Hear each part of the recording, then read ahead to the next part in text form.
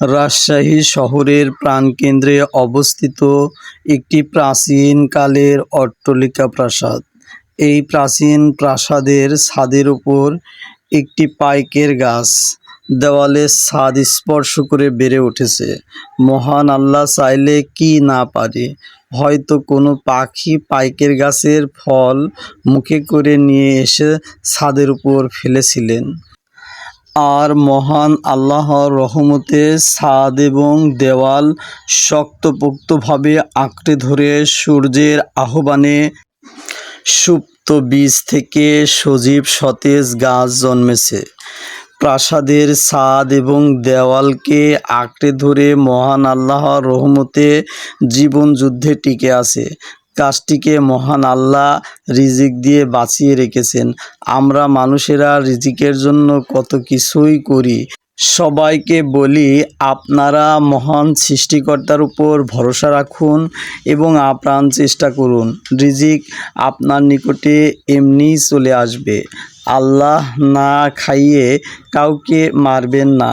এই পাইকের গাছটির পাতাগুলো ছাদের উপর ছড়ায়ে ছিটায়ে পড়ে আছে।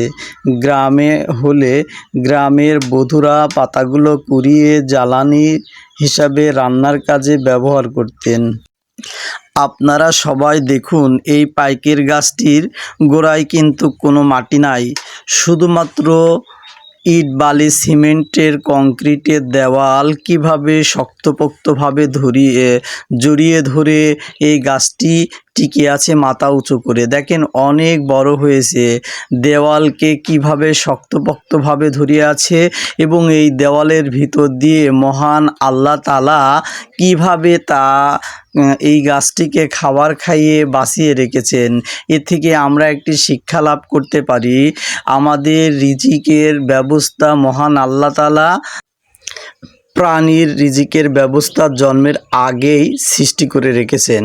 শুধুমাত্র দুনিয়াতে মানুষ একটু চেষ্টা করবে, আর চেষ্টার ফল হিসাবে মহান আল্লাহ তাআলা সেই ব্যক্তির যতটুকু রিজিক আছে বা দুনিয়াতে রয়েছে তা আল্লাহ তাআলা ভরপুর করিয়া দিবেন। তাই আমরা এখান থেকে একটি শিক্ষা লাভ করতে পারি, যদি আমরা শক্তপোক্তভাবে এই বৃক্ষ যেভাবে মাথা উঁচু করে দেওয়ালকে আঁকড়ে ধরে বেঁচে আছে, আমরাও যদি এভাবে কোনো কঠোর পরিশ্রম করে হলেও করতে পারি, তাহলে রিজিকের কখনো অভাব হবে না।